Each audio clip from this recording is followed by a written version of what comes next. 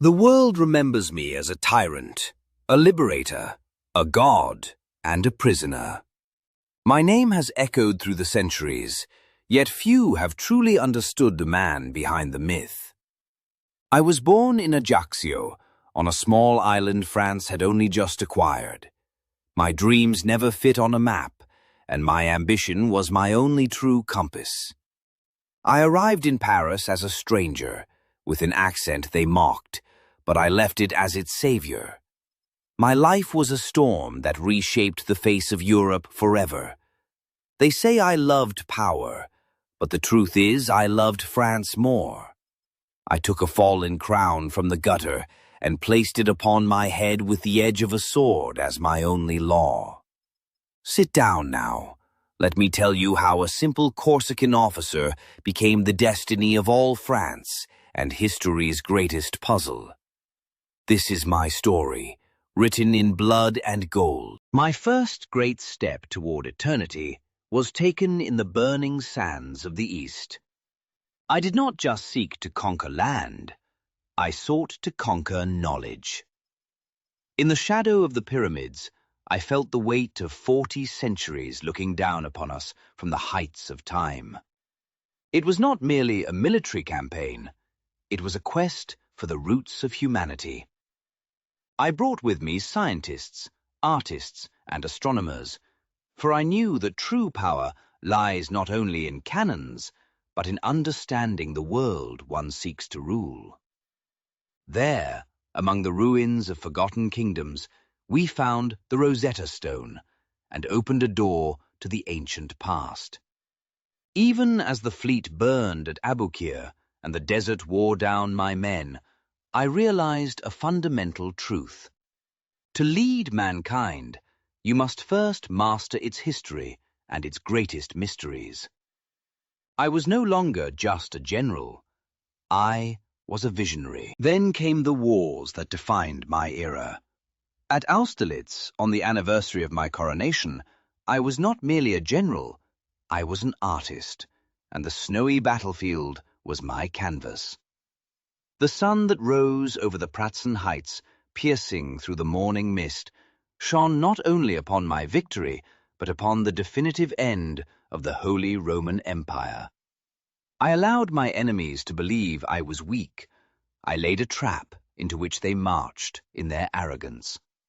My foes thought they could crush me with their massive armies and ancient titles, but they forgot that I did not fight with mere soldiers. I fought with time, space, and an iron will. That day, emperors surrendered before me, and I became the undisputed master of Europe. The sun of Austerlitz will forever remain the symbol of my absolute military genius and the height of my imperial glory. Many condemn the moment in Notre Dame on that cold December day in 1804. They saw a man too proud to let a pope crown him, a man who betrayed the ideals of the revolution. But they never understood the political necessity. Standing under those grand cathedral arches, I made it clear that my power did not come from a divine right or an ancient lineage, but from my own unyielding will and the trust of the French people. I was an emperor created by my own deeds. The golden laurel wreath upon my head represents order brought to chaos. I gave France a new law, the Code Napoleon, which still shapes the world today. I was not a regent of the old, rotten sort. I was the emperor of a new, modern France, built on merit and justice. I was the architect of a new world order. But even an emperor can be blinded by his own success. The Russian steppe became my silent grave. I marched in with history's largest army, but I was defeated not by Russian bullets, but by the infinite emptiness and the paralyzing cold. General Winter became my superior. I reached Moscow only to find a city burning in the night, a victory that tasted like ash. The retreat through the snow was a journey through hell, where my pride, my grande armée, vanished into the white oblivion with every step we took. There, amidst the biting frost, I felt for the first time how fragile my empire truly was. It was not field marshals who broke me. It was the relentless laws of nature and my own hubris. When I left Russia, I left my invincibility behind in the frozen earth. The myth of the man who could not be defeated was finally shattered in the snows of 1812. The world was given one final chance to crush me at Waterloo. The mud of Belgium became the final obstacle I could not overcome. The rain that fell that night delayed my attack and gave Blücher time to reach Wellington. I watched my old guard, my grumblers who had never failed me, retreat for the first and last time. The gunpowder smoke hung thick like a shroud over the fields, and I realized that fate had turned its back on me for good.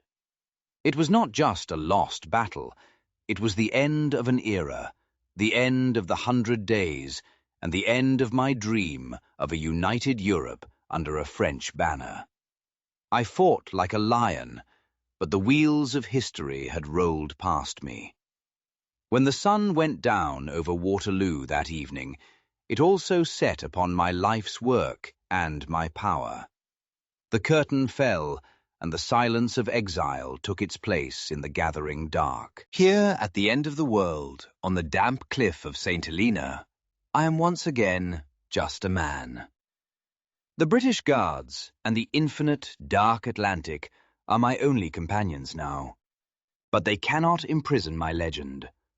On this isolated island, I write my final testament, my true history for posterity. They can take away my freedom, but they cannot erase my footsteps. My laws, my bridges, my spirit, they live on in every city I once marched into. I may have lost my empire on the battlefield, but I won the ultimate victory through the history books. When I draw my final breath here on this rock, I will not be remembered as a prisoner, but as the man who forced the entire world to wake up and look into the future.